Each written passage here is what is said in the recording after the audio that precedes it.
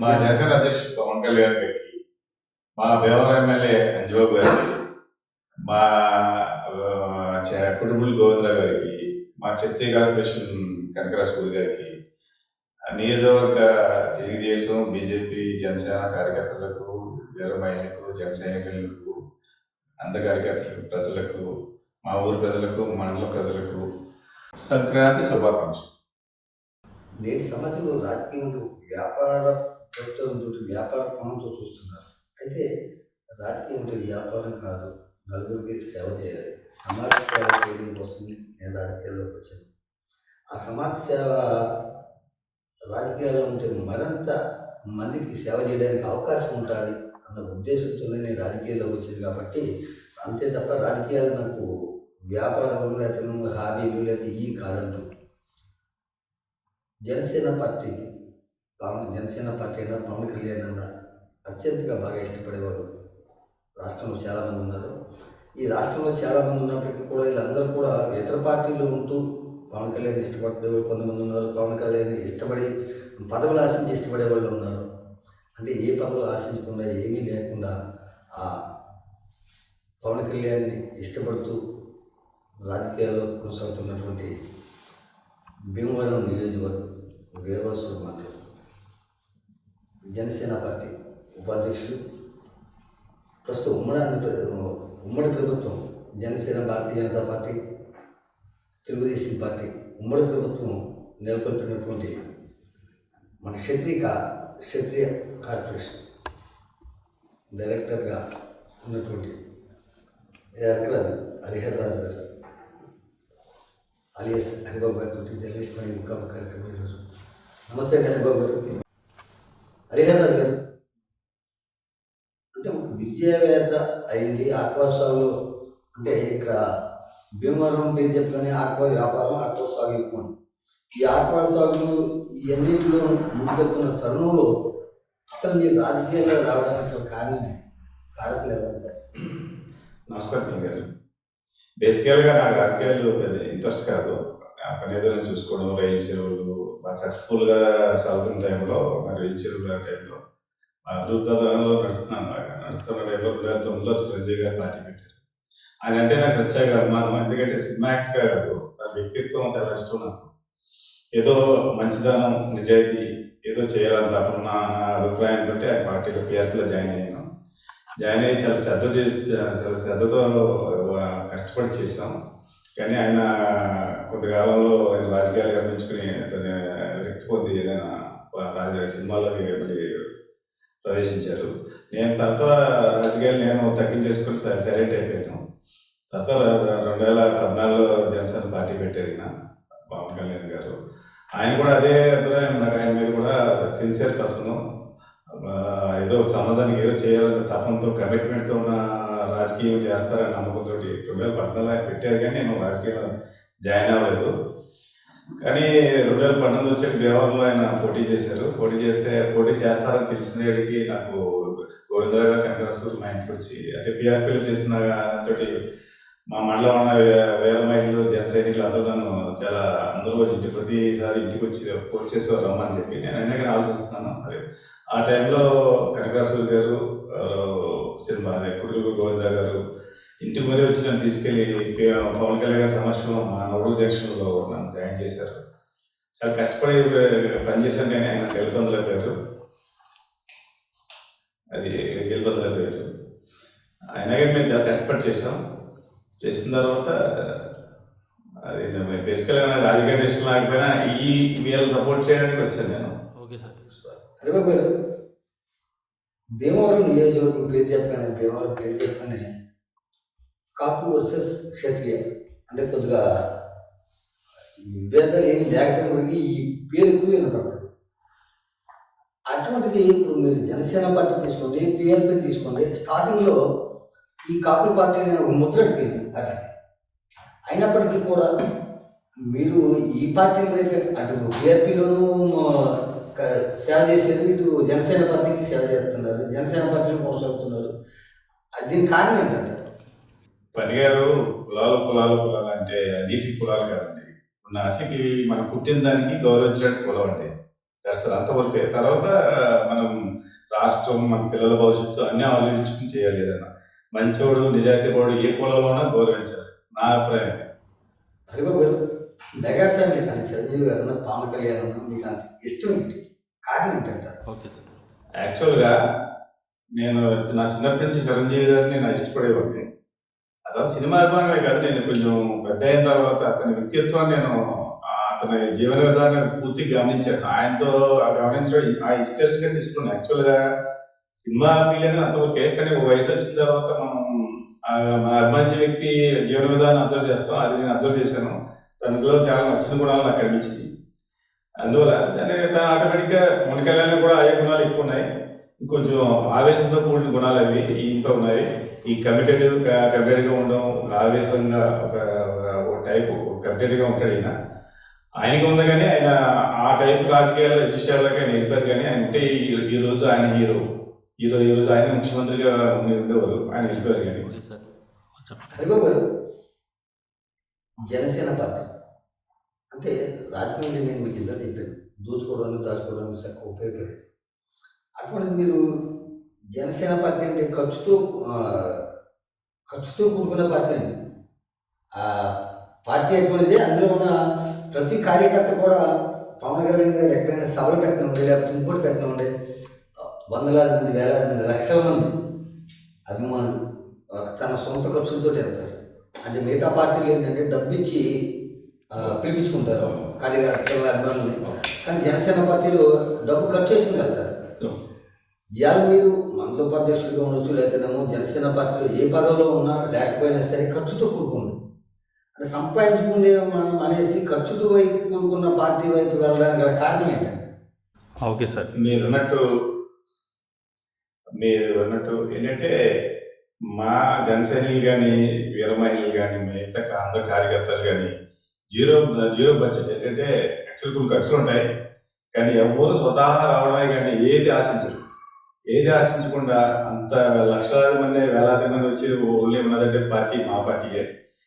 ఇది మనం ఇంతవరకు ఎంతో కొంత సంపాదించినట్టు ఎంతో కొంత సమాజ సేవ చేస్తుంటే, మనం రాజకీయాల్లో లేకుండా సమాజ సేవ చేయడం అనేది చాలా కొంచెం వీలుగా లేదు. ఎంత రాజకీయంలో ఉంటే మనం చేసే సేవకి అర్థం వస్తుంది. మిగతా పరంగా కూడా ఏంటంటే ఏది పవర్ ఉంటే కొన్ని జరగకపోవడం కూడా జరుగుతాయి. ఎందుకంటే నేను ఇంతకుముందు రాజకీయాల్లో లేనప్పుడు కూడా నేను ఎంత కొంత చేసేవాడిని. అది ఎలా ఉన్నా రాజకీయాల్లో ఉంటూ చేయడం అనేది పవర్తో కూడింది, ఇంకా సులువు అవుతుందని నా అభిప్రాయం. 2014 జనసేన పార్టీ స్థాపించి ఆ ఎన్నికల్లో పోటీ చేయకుండా తెలుగుదేశం పార్టీని, భారతీయ జనతా పార్టీని బలపరిచి వాళ్ళు గెలుపు కోసం పవన్ కళ్యాణ్ గారు ఎంత కృషి చేశారు. 2019 ఎన్నికలు వచ్చేటప్పటికి పవన్ కళ్యాణ్ గారు పోటీ చేసి 132 సీట్లలోనూ, అదేవిధంగా పవన్ కళ్యాణ్ గారు పోటీ చేసినటువంటి భీమవరం, మీ సొంత నియోజకవర్గం, గాజువాక 2 చోట్ల కూడా ఆయన వాటం చెందారు. మీ పార్టీ నుంచి అందరూ వాటం చెందారు, ఒక రాజు తప్ప. రాపాకోట ప్రసాద్ గారు కూడా ఆ తర్వాత మళ్ళా అధికార పార్టీ వైసీపీకి వెళ్ళిపోయారు. అంటే అన్ని సీట్లు ఓటమి చెందినా సరే మీ నాయకుడు అవ్వచ్చు, మీరు అవ్వచ్చు, జన సైనికులు అవ్వచ్చు, వీర మహిళలు అవ్వచ్చు, చాలా ధైర్యంగా పోరాటం చేశారు అధికార పార్టీ మీద. అసలు దీనికి అంత కారణం ఏంటి? అసలు కారణం ఎవరంట? అంత ధైర్యం మీరు ఎలా చేశారు? అదే ఇంత ముందు చెప్పినట్టు మాకు కానీ, మా పవన్ కళ్యాణ్ కానీ అధికార కాంక్ష లేదు. ఎందుకంటే రాష్ట్ర అభివృద్ధి ఏదో మంచి చేయాలని తప్పితే మాకు కానీ ఆయనకి కానీ ఎవరికి లేనప్పుడు ఇవన్నీ మాకు గెలవడం ఓడడం అనేది చిన్న విషయాలు. ఆయన ఏంటంటే అదే స్ఫూర్తితో ఆయన తీసుకున్నారు, అదే స్ఫూర్తి మేము తీసుకున్నాం. గెలవడం అనేది మాకు తెలుసు. అంటే మొత్తం సీట్లు గెలిచేస్తామని మేము అనుకోలేదు. ఎన్నో కలిసి ఎఫెక్ట్ చూపిస్తాం, మనం ఏంటి చూపిద్దాం అనే దమ్ముగా ఏం లేదు. కానీ జనాలు అర్థం చేసుకోలేదు. అదే ఇప్పుడు చూశారు కదా, రిజల్ట్ ఏంటనే చూశారు కదా, మేమే కీ ఫ్యాక్టర్ అయ్యాం. ఆ స్ఫూర్తి పనిచేసింది. హరిబాబు గారు, మీరేనట్టుగా మొన్న జరిగిన ఎన్నికలు అంటే అప్పటి వరకు కూడా తెలుగుదేశం పార్టీలో పదవులు పొంది అన్నీ పొందిన వాళ్ళు తెలుగుదేశం పార్టీలో అధికారంలో లేనప్పుడు, జగన్మోహన్ రెడ్డి అధికారంలో ఉన్నప్పుడు తెలుగుదేశం పార్టీని కానీ పార్టీ కార్యకర్తలు కానీ లేకపోతే ఆ పార్టీ అధ్యక్షుడు చంద్రబాబు నాయుడు గారు కూడా చంద్రబాబు నాయుడు గారిని కూడా ఎవరు పట్టించుకోలేదు. అంటే ఆ పార్టీకి దూరంగా ఉంటూ వచ్చేసారు. కానీ ఆయన అరెస్ట్ చేస్తారు, జైల్లో పెట్టారు.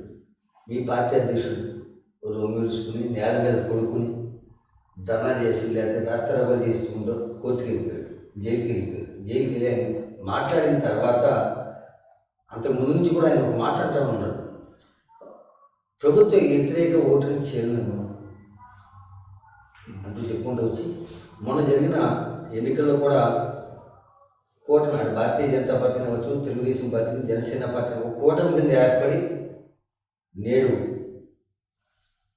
ఇంత ఘన విజయానికి కారణమయ్యారు. అసలు దీని అంతటికీ గల చంద్రబాబు మన పవన్ కళ్యాణ్ గారు వ్యూహం ఏంటని మీరు భావించారు? వ్యూహం ఏంటండి అసలు? అంటే మీ జనసైనికులు కొంతమంది ఏమో డైరెక్ట్గా పవన్ కళ్యాణ్ గారు ముఖ్యమంత్రి కావాలి అనుకున్నారు. ఆయన ముఖ్యమంత్రి అధికారాన్ని పక్కన పెట్టండి, ముందు జగన్మోహన్ రెడ్డి గారిని ఓడించాలి అన్న కాన్సెప్ట్ తెలియదు. దానికి తగ్గట్టుగా మీరు అందరూ పనిచేయడానికి కారణం ఏంటి? పని గారు, మా పవన్ కళ్యాణ్ గారు యాక్చువల్ రియాలిటీలో ఉంటారు. ఎందుకంటే జగన్మోహన్ రెడ్డి గారికి ఒక ఛాన్స్ అని చెప్పి జనాలు 150 సీట్లు ఇచ్చారు. ఆయన దాన్ని దుర్వినియోగం చేసుకున్నారు. ఎందుకంటే సంక్షేమ పథకం ఒకటే కానీ అభివృద్ధి అనేది జీరో. ఎందుకంటే అందరూ అనుభవించాం, కన్స్ట్రక్షన్ ఫీల్డ్ కానీ, అమరావతి కానీ, అలా బాబాయ్ విషయంలో క్లారిటీ లేకపోవడం కానీ, పోలవరం కానీ, ఇసుక, లిక్కర్ ఇవన్నీ ఇట్లా ఫెయిల్ అయిపోయారు. జనాలు ఒక భయంగా ఉండేలా చేసి విరక్తి పొందేలా ఉన్నారు. ఇన్ కేస్ ఎప్పుడైతే ఓటు చీలితే ఆయన వస్తాడని భయంతో చాలా మంది ప్రజలందరూ భయపడే తరుణంలో చంద్రబాబు నాయుడు అరెస్ట్ చేశారు. చంద్రబాబు అరెస్ట్ చేస్తే తెలుగుదేశం వాళ్ళకి ధైర్యం లేదన్నా కానీ ఆ సంస్థగా చాలా బలమైన పార్టీ. కానీ ఆ ధైర్యం అంటే ఎప్పుడు వచ్చిందంటే మా పవన్ కళ్యాణ్ వెళ్ళి రూమ్ వేసుకుని అక్కడికి వెళ్ళి రాజమండ్రి సపోర్ట్ చేయడం ద్వారా తెలుగుదేశం వాళ్ళకి అందరికీ మొత్తం రాష్ట్రంలో ప్రజలందరికీ ఒక ధైర్యాన్ని ఇచ్చిన వ్యక్తి ఎవరంటే పవన్ కళ్యాణ్ గారు. దానికి ఆయన ఆన్సర్. ఇక్కడ ఓటు చేయకుండా ముగ్గురిని చాలా నీట్గా కలిపారు. అంత రాజకీయ చతురత పవన్ కళ్యాణ్ గారికి ఇప్పుడు ఎలా వచ్చిందంటారు? ఆయన ఆలోచన విధానాలండి మంచి చేయడానికి, రాష్ట్రానికి మంచి జరగడానికి తను ఎంతైనా తగ్గి వ్యక్తి పవన్ కళ్యాణ్ గారు. మెయిన్ బేసికల్ ఏంటంటే రాష్ట్ర ప్రజలు, తను కాదు. తను చూసారా ఎన్ని ఎవరైనా ఎక్స్పెక్ట్ చేసింది 50 అన్నారు, 60 అన్నారు సీట్లు, 26, 27 అన్నారు. అయినా కానీ బీజేపీ ఇవ్వడానికి తన తగ్గి 100% స్ట్రైక్ రేట్. అది నాట్ అయినా ఈజీ, అది ఈజీ కాదు, అంత అద్భుతం. అది చాలా ప్లానింగ్. ఆయన వ్యక్తిత్వం దాంట్లో ఆలోచన విధంగా కనిపించిపోయింది. అందరూ గమనించాలి. అది ఏంటంటే తన తగ్గి రాష్ట్రాన్ని గెలిపించారు పవన్ కళ్యాణ్ గారు. హరిబాబు గారు, మీ జనసైనికులు ఆది నుంచి కూడా ఫస్ట్ నుంచి కూడా మీ నాయకుడు పవన్ కళ్యాణ్ గారు ముఖ్యమంత్రిగా పదవి చేపట్టాలంటూ ఇచ్చేసుకుంటూ వచ్చారు. కానీ మీ నాయకుడు ఆఖరికి కూటమితో కలిసి ఉప ముఖ్యమంత్రితో సరిపెట్టుకున్నారు. అసలు దీన్ని ఎలా చూడాలంటారు? దీన్ని మీరు ఎలా చూస్తున్నారు? ఏమంటే ఉప ముఖ్యమంత్రి అంటారు. ఉప ముఖ్యమంత్రి అంటే ఇంత ముందు ప్రభుత్వాలలో ఎవరైనా ఉప ముఖ్యమంత్రులు ఎవరైనా మనకు గుర్తున్నారా? పేరు చెప్పండి మీరు. ఆ పేర్లు మీకు గుర్తున్నాయా? మంత్రుల పేర్లు కానీ ఉప ముఖ్యమంత్రుల పేర్లు కానీ ఎవరు గుర్తులేని పరిస్థితుల్లో ఉప ముఖ్యమంత్రి అంటే ఇలా ఉండాలి. ప్రతి క్షణం ఆయనకి సినిమా 3 సినిమాలు 4 సినిమాలు పెండింగ్ అన్ని వదిలిపడేసి ఓన్లీ సేవ చేయడం, సర్వీస్ చేయడం తప్పితే ముఖ్యమంత్రి పదవికి అర్థం తీసుకొచ్చిన ఎవరంటే పవన్ కళ్యాణ్ గారు. ఆయన చూసారు నిన్న కాకినాడ కోర్టుకి వెళ్ళి కొన్ని వేల టన్నులు బియ్యాన్ని పట్టుకుని అది సీజ్ చేయడం అనేది దమ్మున్న నాయకులే చేస్తారు. ఇదేంటంటే తనలో మనవలు కూడా ఉండొచ్చు. ఏదైనా ఏంటంటే కొన్ని వ్యాపారాలు అంటే అందరూ చేస్తారు. సీజ్ చేశారంటే అది నిజాయితీకి ఒక నిబద్ధత ఉన్న నాయకుడు చేయగలిగింది. అది ఉప ముఖ్యమంత్రి పదవికి అర్థం తీసుకొచ్చింది పవన్ కళ్యాణ్ గారు.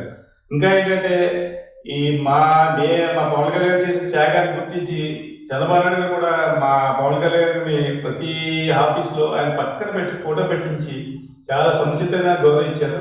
ఉప ముఖ్యమంత్రి పదవి అనేది ముఖ్యమంత్రి పక్కన కూర్చుని స్థాయికి తీసుకెళ్లిన ముఖ్యమంత్రి గారికి కూడా ధన్యవాదాలు.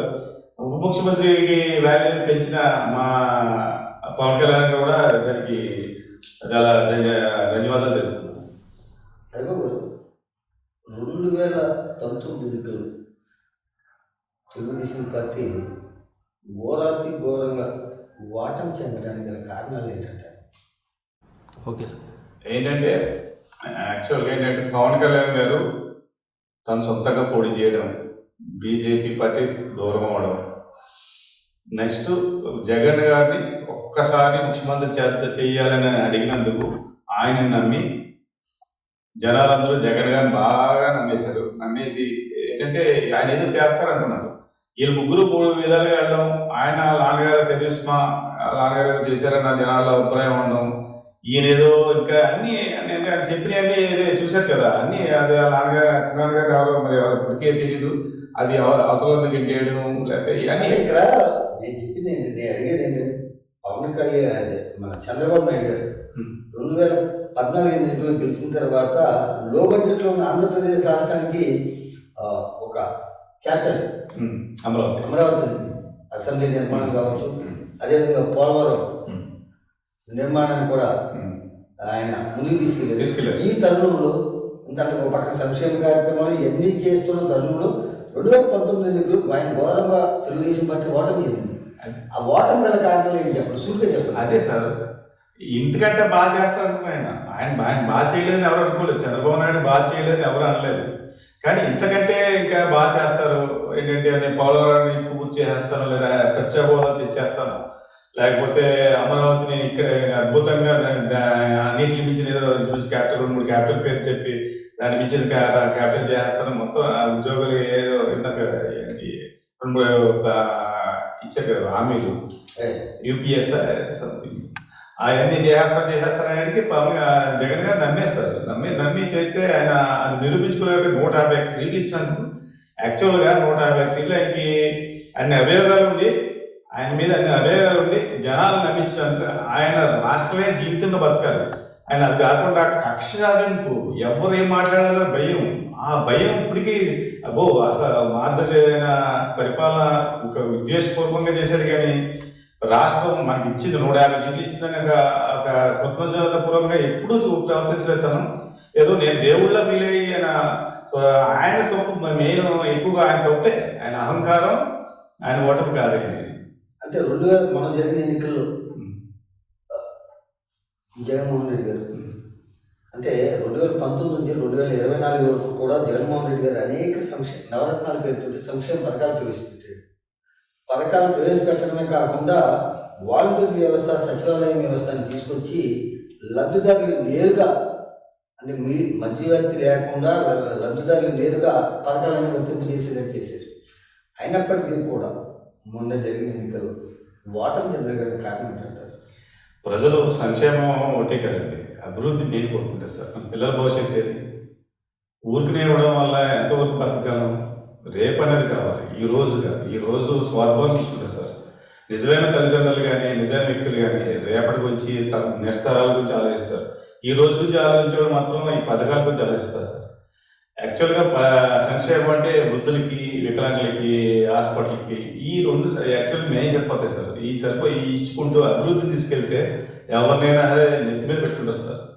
అలా లేకుండా ఈయన ఏంటంటే వాలంటీర్లు పెట్టి, వాలంటీర్ వ్యవస్థను పెట్టి, వాలంటీర్ వ్యవస్థ అంటే ఓకే, అప్పుడు వాలంటీర్ లేకుండా కూడా ఈరోజు 1వ తారీఖు, యాక్చువల్ 30వ తారీఖు ఈరోజు పెన్షన్ ఇచ్చేసారు. మా ఊరంతా కంప్లీట్ అయిపోతుంది యాక్చువల్గా. అది వాలంటీర్లు అదంటే ఆయన చేసేది అహంకారంతో కూడి ఉన్నారు కాబట్టి ఆయనకి జనాలు న్యాయం చేయలేదు సార్. ఓకే. హరిబాబు గారు,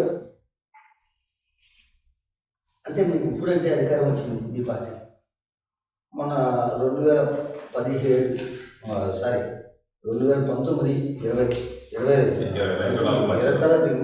జగన్మోహన్ రెడ్డి గారు ముఖ్యమంత్రిగా ఉన్న సమయంలో మీకు అధికారం లేదు, ఏమీ లేదు, ప్రతిపక్ష హోదా కూడా లేదు, ఒక సీట్ కూడా లేదు. కానీ ఆ సమయంలో మీ నాయకుడు అప్పుల బాధతో చనిపోయిన రైతు కుటుంబాలను ఆదుకోవడం 30 కోట్ల రూపాయలు, అంటే ప్రతి రైతు అప్పుల బాధతో ఏ రైతు అయితే చనిపోయాడో ఆ కుటుంబాన్ని ఆదుకోవడం కోసం 1,00,000 రూపాయలు చెప్పడం ఇచ్చారు. అసలు అంత ధైర్యం మీరు ఎలా చేసేది, మీ పార్టీ నాయకులు ఎలా చేసేది? అంటే మీ ఈ రోజు మీరు గెలుపొందడానికి అది కూడా ఒక కారణంగా చెప్పుకోవచ్చు మనం. అసలు మీ పార్టీ నాయకుడికి అంత ధైర్యం ఎలా వచ్చిందంటారు? అసలు అది ఏంటంటారు? అంటే మీరందరూ కూడా కృషి ఉంది అందులో, దానికి అసలు కారణం ఏంటంటారు? పనిగారు ధైర్యం అంటారు. ధైర్యం అంటే ఇచ్చి ధైర్యం మనసు ఉంటే, ఇచ్చి గుండెగా మనసు ఉంటే మనిషి అదే వ్యక్తిత్వం. పవన్ కళ్యాణ్ గారు సార్ తన సొంత కష్టపడి సంపాదించిన సొమ్ము 30 కోట్లు ఇంచుమించు సుమారు రైతులకి, కష్టాల్లో ఉన్న రైతులకి ఇచ్చారు పవన్ గారు. నెక్స్ట్ ఏంటంటే ఈయన జగన్ గారు రైతులు దాని సొమ్ము ఇంచుమించు 5 నుంచి 6 నెలలు పడిగా కాశారు సార్. విరక్తి పొందిపోయి రైతులు అందరూ భయపడిపోయారు. ఏంటి రైతులు కూలి పనికి డబ్బులు ఇవ్వాలి, ఎక్కడి నుంచి ఇచ్చేస్తారు సార్? వాళ్ళు పంట పండించి ఎరువుల షాప్లో డబ్బులు అంతా అరువు మీద ఏంటంటే అంత అరువు మీద చేసింది వడ్డీలు కట్టుకోవాలి. ఈ నుంచి 4 నుంచి 5 నెలలు 6 నెలలు ఉంచేసుకుంటే ఈయనకు వాడుకున్న సొమ్ము ఇవ్వడానికి ఇద్దరు పట్టింది. ఆయన మా పవన్ కళ్యాణ్ గారు సొంత సొమ్మే 30 నుంచి ఇంకా చాలా ఉంటాయి, చెప్పుకొని చాలా ఉంటాయి. మీకు కనిపించినవి కానీ 30 కోట్లు కనిపించిన దానాలు చాలా చేసి వ్యక్తిత్వం మా పవన్ కళ్యాణ్ది. అది మా నాయకుల లక్షణం. అది హరిబాబు గారు, మీ ఉమ్మడి ప్రభుత్వం వచ్చి జనసేన పార్టీ, జనతా పార్టీ, తెలుగుదేశం ఉమ్మడి ప్రభుత్వం వచ్చి అధికారం చేపట్టి ఈ రోజుకి 6 నెలల కాలం. ఈ 6 నెలల్లో మీరు రాష్ట్రానికి ఏం చేశారంటే ఏం చెబుతారు? ఏం చేశారు పని గారు? ఇల్లు మారామంటే ఇల్లు సర్దుకోవడానికే చాలా టైం పడుతుంది. అటువంటిది ఇల్లు అంతా ఫుల్ ఎంటీగా మొత్తం ఖరాబ్ చేసి వెళ్ళిపోయారు ఆయన పాత ముఖ్యమంత్రి గారు.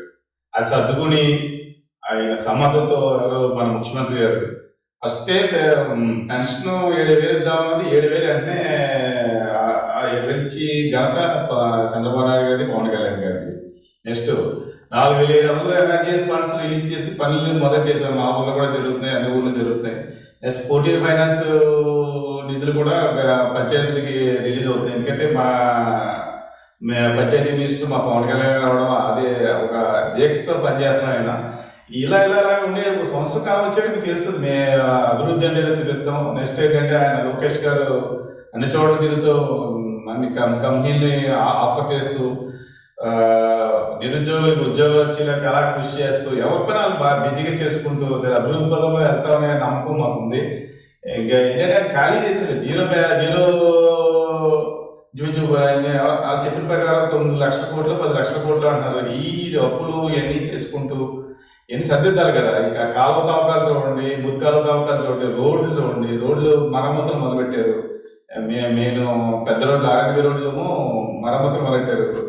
47,000 కోట్లు రిలీజ్ చేసుకుని గ్రామీణ ప్రాంతాల్లో సిమెంట్ రోడ్లు, డ్రైనేజీలు అన్ని మొదలుపెట్టారు. ఇలా ఉండిపోతే సంవత్సరానికి మొత్తం అభివృద్ధి అనేది ఒక లైన్లోకి వస్తుందని నా నమ్మకం. హరిబాబు గారు, మీరు పవన్ కళ్యాణ్ గారి మీద అభిమానంతో లేకపోతేనేమో జనసేన పార్టీ మీద అభిమానంతో పార్టీ ప్రజలకు సేవ చేసుకుంటూ వచ్చారు. ఈ సేవలు గుర్తించి మిమ్మల్ని ఈ ఉమ్మడి ప్రభుత్వం ప్రస్తుతం ఉన్న జనసేన, తెలుగుదేశం, భారతీయ జనతా పార్టీ ఉమ్మడి ప్రభుత్వం క్షత్రియ కార్పొరేషన్ ఒక డైరెక్టర్గా మిమ్మల్ని నియమించారు. అసలు ఈ క్షత్రియ కార్పొరేషన్ వల్ల క్షత్రులకు ఉపయోగం చెప్పండి. ఓకే, ముందుగా క్షత్రియ కార్పొరేషన్ డైరెక్టర్గా నన్ను ఎన్నిక చేసినందుకు జనసేన పార్టీకి, తెలుగుదేశం, బీజేపీ పార్టీకి నా ధన్యవాదాలు తెలుపుకుంటున్నాను. ఏంటంటే కార్పొరేషన్లు అంటే దాని అర్థం ఏర్పరిచింది. ఎందుకంటే ఆ కులంలో ఉన్న పేదవారికి న్యాయం చేసేలా కార్పొరేషన్ కృషి చేయాలి. అదేవిధంగా మా క్షత్రియ కార్పొరేషన్లో కూడా మా కనకరాజు గారి నాయకత్వంలో క్షత్రియుల్లో కూడా పేదవారు ఉంటారు. ఆర్థికంగా, సామాజికంగా, నెక్స్ట్ విద్యాపరంగా వెనుకబడి ఉన్న వాళ్ళందరికీ ఆరోగ్యపరంగా ఏదైనా అవసరం ఉందంటే అన్నిటినీ తీర్చే విధంగా మా కనకరాజు గారు దాని విధంగా ప్లాన్ చేస్తున్నారు. మేము ఆయన నాయకత్వంలో కంపల్సరీగా అందరికీ న్యాయం చేసేలాగా ఒక ప్లానింగ్తో ఒక మంచి పేరు తీసుకొచ్చేలాగా మా జనసేన పార్టీ కంటే కనకరాజు గారు కూడా ఆయన కూడా జనసేన పార్టీ తరఫున ఎన్నికయ్యారు కాబట్టి జనసేన పార్టీకి, తెలుగుదేశానికి, బీజేపీకి మంచి పేరు తీసుకొచ్చి మాకు ఇచ్చినందుకు తగ్గ విధంగా కృషి చేస్తాం, రుణం తీర్చుకుంటాం. పార్టీ అధికారంలో ఏ పార్టీ అయినా ఉన్నాయి, మీరున్నారు, మొన్నటి వరకు జగన్మోహన్ రెడ్డి గారు ఉన్నారు, అంతకుముందు తెలుగుదేశం సింగిల్గా ఉంది, లేకపోతే అంతకుముందు కాంగ్రెస్ పార్టీ ఉంది. ఇలా అధికారం ఏ పార్టీ ఉన్నా సరే ఎన్నికల ముందు రైతే రాజు, లేకపోతే రైతే దేశానికి వెన్నెముక అని చెబుతూ ఉంటారు. ఎన్నికలు అయిన తర్వాత ఆ రైతుల్ని అసలు పట్టించుకోరు. అంటే ఇక్కడ మీకు అగ్గి పెట్టి తయారు చేసేవాడు కూడా దానికి రేటు నిర్ణయిస్తున్నారు. శాశ్వతంగా దొరికే మనకు త్రాగునీరు ఉంది, ఆ త్రాగునీరు కూడా ఒక బాటిల్లో పెట్టేసి దానికి రేటు నిర్ణయిస్తున్నారు కార్పొరేట్ కంపెనీలు. కానీ రైతు ఆరుగాలు కష్టపడి ఎన్ననగా వాడనగా కష్టపడి పండించిన పంటకే ఓ రేటు నిర్ణయించలేకపోతున్నాడు. అది పంట ఏదైనా వచ్చు, అది చేప అవ్వచ్చు, రొయ్య అవ్వచ్చు, ధాన్యం అవ్వచ్చు, లేకపోతే కూరగాయలు అవ్వచ్చు, టమాటో అవ్వచ్చు, ఏదైనా అవ్వచ్చు. రైతు పండించే పంటకి మటుకి తనకు తానుగా ఒక ధర నిర్ణయించలేకపోతున్నాడు. కానీ మిగతా అన్నీ కూడా ధర నిర్ణయిస్తుంది. రైతులు పండించిన పంటకి ధర నిర్ణయించలేకపోవడానికి గల కారణం ఏంటి? కారకులు ఎవరంటారు? అంటే అటు రాజకీయ పార్టీలు అంటారా, లేకపోతే రైతులు చైతన్యం లేకపోవడం అంటారా? అసలు ఈ కారణం ఏంటంటారు? బేసికల్గా నేను రైతునే. మీరు చెప్పినట్టు రైతు పండించేదానికి తన రేట్ నిర్ణయించుకోలేని పరిస్థితిలో ఉన్నాడు. దానికి కారణాలు ఏంటంటే తను టైంలో స్టోరేజ్ చేసుకునే ఫెసిలిటీస్ ఇస్తే, కంపల్సరీ స్టోరేజ్ చేసుకునే ఫెసిలిటీస్ ఇచ్చి, తనకి రుణ సదుపాయం ఇచ్చి, అధికంగా భారం లేకుండా చేస్తే తను పండించిన పంట తను స్టోరేజ్ చేసుకుని ఇలా తనకు కావాల్సినప్పుడు అమ్ముకుని ఇలా ఉంటే తను కూడా తన పండించిన పంటకి రేట్ నిర్ణయించే స్థాయి తను ఏర్పడుతుంది. ఎందుకంటే అలానే స్టోరేజ్ పెట్టిన తర్వాత తను ఆర్థికంగా అప్పులు పోలేకపోతాడు. అలా కాకుండా తనకి రైతే రాజులా చేస్తే దేశం వెలిగిపోతుంది. ఎందుకంటే అతను ప్రొడ్యూసర్. ఈ ప్రొడ్యూసర్ బేస్ మీద అందరూ జీవన విధానం నడిచేది ఎవరంటే రైతు మీద. రైతు మీరు అన్నట్టు ప్రొడ్యూసర్, నిర్మాణకర్త, కానీ డైరెక్షన్ బట్టి ప్రభుత్వాలు. అది ఆ ప్రభుత్వాలు లోపం అంటారా, లేకపోతే రైతులు లోపం అంటారా? ఓకే, రైతులు యూనిటీ ఉండదు. యాక్చువల్గా ఏంటంటే రైతుల దగ్గర ఏ రైతు దగ్గర యూనిటీ చాలా తక్కువ ఉంటుంది. అందులో ప్రభుత్వాలు కూడా తెలుసుకోవాలి. ఎందుకంటే రైతే రాజు ఎలక్షన్లో మాట్లాడడం కాదు, కంప్లీట్గా రైతులకి న్యాయం చేస్తే మీరు మన దేశానికి న్యాయం చేసినట్టు. ఎందుకంటే రైతు నుంచే అన్నీ వస్తాయి. యాక్చువల్గా మాది ఉంది, ఇప్పుడు రొయ్యల రైతులు ఉన్నాం మేము. మా మీద నేను ఇంచుమించు నా దగ్గర 15 నుంచి 20 మంది నా దగ్గర నేను ఉద్యోగం కల్పించాను. నెక్స్ట్ నేను హ్యాచరీలో ఉద్యోగం, నెక్స్ట్ అన్ని లారీలతో, నెక్స్ట్ ప్రాసెసింగ్ ప్లాంట్లు అన్నీ ఏంటంటే ఈ మాకు ఇప్పుడు సరైన విధంగా తోడ్పాటుని ఇస్తే ఆటోమేటిక్గా రాష్ట్రం, దేశం ఆటోమేటిక్ డెవలప్ అవుతుంది. ఈ నాకే కాకుండా అన్ని రైతులు కూడా. అదే బాబు, ఇక్కడ మనం చూసుకుంటే ఇప్పుడు మీరు ఆత్మ రైతు, రొయ్యలు చేపలు సాగు చేస్తున్నారు. గత 20 సంవత్సరాల క్రితం అయితే ఇదే 40 కౌంటర్ 500 నుంచి 730 కౌంటర్ 700 దాకా పలికింది. 500 నుంచి 700 దాకా ధర పలికింది 20 సంవత్సరాల క్రితం. కానీ ఈ రోజున అప్పుడు మేత బస్తా ఎంతండి? 500 రొయ్యి రేటు 500 పలికినప్పుడు కేజీ మేత బస్తా 300 అండి, 250 2000. నేను చెప్పేది 2000 అండి, 2000 అప్పుడు నేను కూడా రైతునండి, నాకు తెలుసు. 200 250. కానీ ఇప్పుడు రొయ్యి రేట్ ఏమో 250 300 ఉంది, మేత బస్తా ఏమో 2500 3000 ఉంది. దీనికి కారణం ఏంటంటే అదే అది ప్రభుత్వం గమనించలేదు అంతే. ఎందుకంటే రైతు అలా తగ్గిపోతూనే ఉన్నాడు. ప్రతి రైతు అది ఏముండదు, ఏదో చెయ్యాలి కాబట్టి తనకి అదే వృత్తి కాబట్టి చేయడం తప్పితే మిగతా వ్యవస్థలన్నీ బ్రహ్మాండంగా వెళ్ళిపోతున్నాయి. ఎందుకంటే మీకు చూసారా, మిగతా వ్యవస్థలన్నీ చాలా బాగా వెళ్తాయి. రైతు మాత్రం ఎప్పుడూ ఎలా ఉన్నాడో అలాగే ఉన్నాడు. మీరు అన్నట్టు ఎప్పుడో 500 ఉన్నప్పుడు మేత బస్తాలన్నీ మిగతా జీతాలన్నీ అన్నీ తక్కువ ఉండి ఇప్పుడు 250 రూపాయలు చూపించుకుని 300 400. ఇప్పుడు 10 సంవత్సరాలకు ఉన్న రేటు కూడా ఇప్పుడు లేదు. కానీ అన్ని రేట్లు చూపించి 10 రెట్లు 15 రెట్లు పెరిగిపోయాయి. ధాన్యం రేటు అంతే, పామాయిల్ రేటు, ఏదైనా ఎనీ రైతు ఏదైనా. అంటే ఇప్పుడు గుంటూరు ప్రకాశం జిల్లాలో మిర్చి రైతులకి కోల్డ్ స్టోరేజ్ ఉన్నాయి. ఇప్పుడు మనకి నెల్లూరు దగ్గర శ్రీకాకుళం అంతా కూడా, శ్రీకాకుళం వరకు ఇదంతా కూడా కోస్తా తీరం. ఈ కోస్తా తీరం అంతా కూడా ఆక్వా సాగు జరుగుతుంది. ఈ రాష్ట్రానికి విదేశీ మార్గ ద్రవ్యాన్ని తీసుకొచ్చేది కూడా ఆక్వా సాగే. అటువంటి ఆక్వా సాగుపై ప్రభుత్వం దృష్టి పెట్టలేకపోతుంది. ఉమ్మడి ప్రభుత్వాన్ని ఏమైనా దృష్టి పెడుతుందా, లేకపోతే రైతులకి ఏమైనా కోల్డ్ స్టోరేజ్ ఏమైనా ఏర్పాటు చేస్తుందా? ఈ ఆక్వా రైతులకు కోల్డ్ స్టోరేజ్ వల్ల ఏమైనా ఉపయోగం ఉందంటారా లేదంటారా? చూసుకుంటే ఏంటంటే మా కూటమి ప్రభుత్వం వచ్చిన కానీ ఒక స్టెబిలిటీ ఏర్పడింది మార్కెట్లో. ఎంతో అది మా ప్రభుత్వం పనితీరు వల్ల అనేది నేను అనుకుంటే, ఎందుకంటే ఆ పార్టీలో ఉన్నాం కాబట్టి. కానీ కొన్ని కారణాల వల్ల కంపల్సరీ ఏంటంటే ఇంతకుముందు ప్రభుత్వంలో 250 ఉండేది, మళ్ళీ వెంటనే ఒక నెలలో 190కి వచ్చేసింది. అది ఫ్లక్చువేషన్ రైతు బాగా నలిగిపోయాడు. కానీ మా ప్రభుత్వం వచ్చిన తర్వాత ఒక స్టెబిలిటీ, ఒక రేటు, ఒక ₹5 ₹10 డిఫరెన్స్తో రైతుకి ఆశాజనకంగా, అంటే పూర్తిగా కాదు కానీ ఒక పర్వాలేదు అన్న స్థాయిలో రైతు ఉండేలాగా ఇప్పుడు రైతు పరిస్థితి బాగుంది. రైతు పరిస్థితి అయితే అంటే కూటమి ప్రభుత్వం వచ్చిన తర్వాత రేట్లలో స్టెబిలిటీ ఉండి ఒక రైతుల్లో కొద్ది పరంగా ఆనందంగా ఉన్నారు అన్ని రైతులు నాకు తీసుకుంది.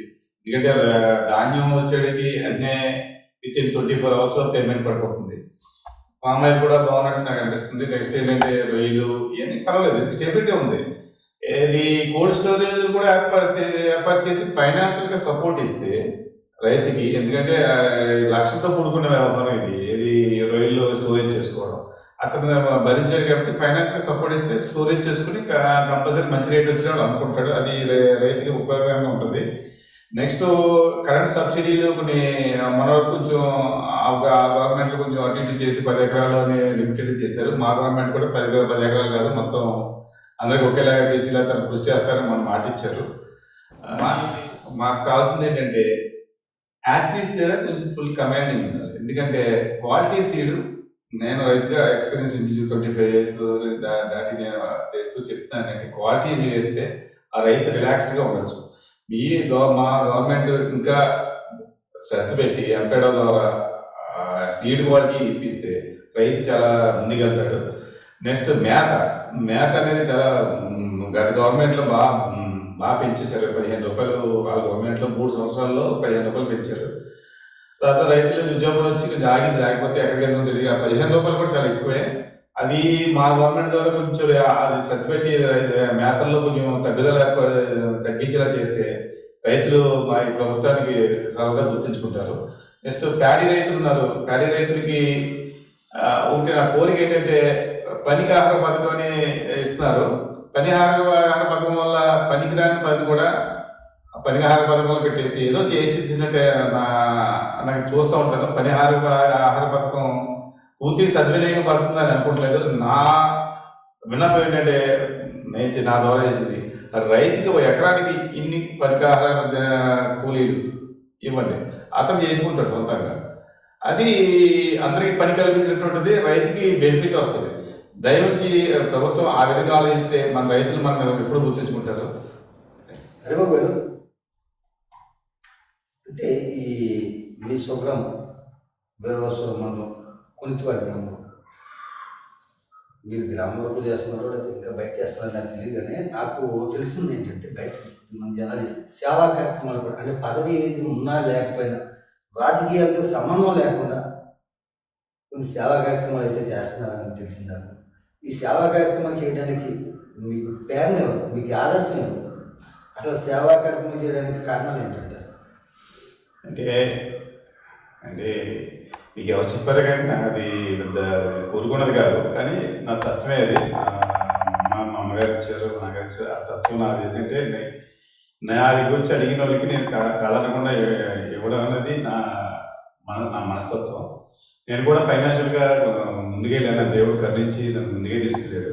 ఎక్కడ ఏది చేసినా సరే సక్సెస్ఫుల్గానే తీసుకెళ్ళాడు. అది నా కష్టమో దేవుడి దయ నాకు తెలియదు, కానీ నన్ను ముందుగా తీసుకెళ్ళాడు. దాంట్లో ఎంతో కొంత మంచి కార్యక్రమం చేయాలని కోరుకుంటుందో అది తప్పితే అది ఏది కోరుకునేది. మీ గ్రామం కోసం మీరు ఇప్పటిదాకా చేసిన సేవా కార్యక్రమాలు ఏంటి? గ్రామంలో చేసిన ఏంటి? అది ఉంటాయండి, ఉన్నాయి. గుళ్ళు ఈ కొంచెం శిథిలం అవుతే కొంచెం అందరు సపోర్ట్ తోటి నేను ముందుండి చేశాను. మా అబ్బాయి పేరు మీద గ్రౌండ్లో ఒక సభా వేదిక కట్టించాను. అవన్నీ ఉంటాయి.